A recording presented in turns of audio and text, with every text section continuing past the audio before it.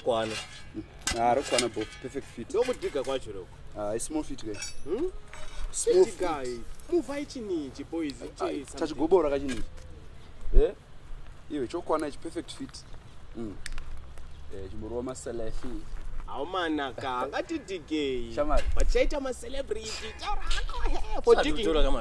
digging this grave chimanyi mirava chimanyi son of the soil he was son of the soil vachigani chedu jamani vanzora ngopfeka sutu chete wamwana akapfeka anything isiri sutu anything saka iyo perfect size slim fit nokwana iri azononyanoshanda stitikesi tiri kuvara teta kutora achimbotora rimwe selfie rakaipa iri ashes to ashes